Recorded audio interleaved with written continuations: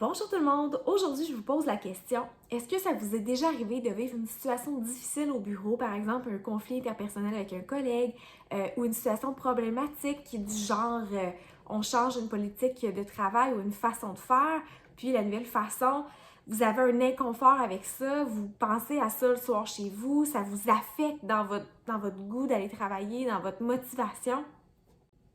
Eh bien, c'est exactement ce qu'on va traiter aujourd'hui, comment aborder les situations difficiles qu'on vit ou encore les problématiques qui affectent notre motivation au travail en tant qu'employé.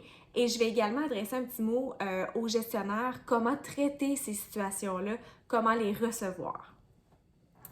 Je m'appelle Marie-Christine Bédard, je suis présidente de Pivot et facilitatrice en changement organisationnel. Alors, cette première partie de la vidéo va s'adresser aux employés et même que vous soyez un gestionnaire, vous êtes fort probablement l'employé de quelqu'un d'autre parce que vous avez probablement un patron, vous aussi. En tant qu'employé, quand on vit une situation qui nous déplaît, qui affecte notre satisfaction au travail, notre motivation, c'est important d'en faire part parce que c'est comme ça que vous restez un employé, un membre de l'équipe performant et, comme on est en gestion du changement, réceptif au changement. La première étape que je vous propose, en fait, c'est de, premièrement, bien cibler vos besoins, votre problématique, vos irritants. Si vous vivez une situation qui vous rend inconfortable, posez-vous des questions de votre côté avant de l'aborder. Qu'est-ce qui vous rend inconfortable exactement? Quels sont les éléments bien précis qui font en sorte que vous pensez à ça le soir? Qu'est-ce qui se corrige dans ces éléments-là et qu'est-ce qui ne se corrige pas? Parce qu'évidemment, ce qu'on ne peut pas changer, il va falloir apprendre à vivre avec et à décider si on accepte de vivre avec. Mais ce qu'on peut changer, essayons de le changer. Deuxième étape, vous devez définir votre objectif. Donc, à la fin des étapes que je vais vous proposer, vous allez devoir procéder à la rencontre avec votre gestionnaire pour lui parler de cette situation-là que vous vivez et vous devez avoir préalablement établi quel est votre objectif, quel dénouement vous permettrait de retrouver votre satisfaction au travail et d'être heureux dans la situation. Troisième étape, arrivez pas juste avec un problème, arrivez aussi avec des pistes de solutions. Donc, réfléchissez à l'avance à des solutions réalistes qui pourraient être mises en place et préparez un argumentaire logique et convaincant.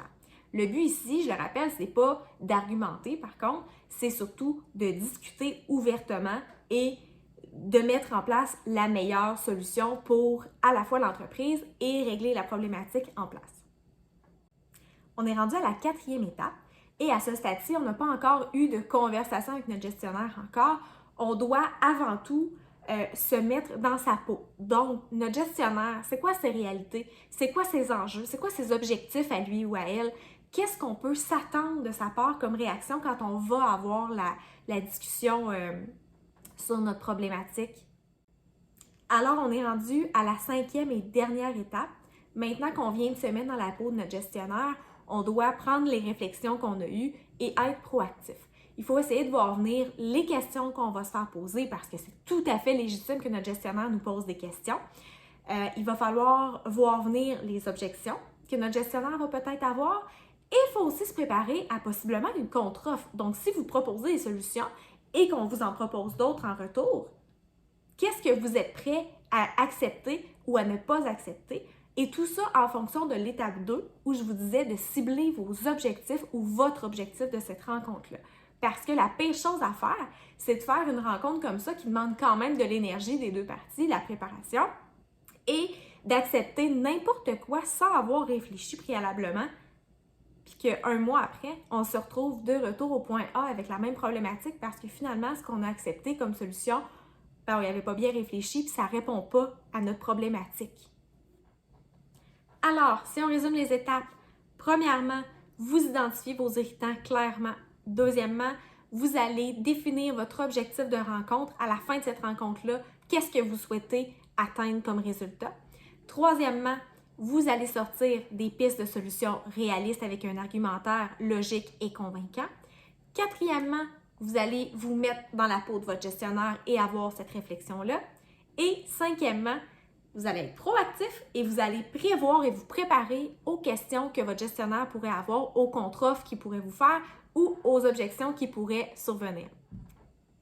En terminant, j'adresse un petit mot aux gestionnaires qui allaient recevoir des membres de votre équipe avec des situations difficiles, des problématiques à régler dans votre bureau. Ça va être important de bien le recevoir. Gérez vos émotions, restez neutre si vous n'êtes pas capable d'être positif et de démontrer une ouverture et d'être rassurant, restez juste neutre.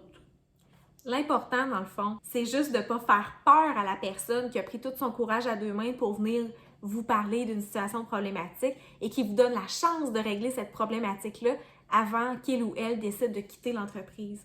Donc, soyez juste ouvert. Vous gérez vos émotions un coup que la personne sera partie de votre bureau.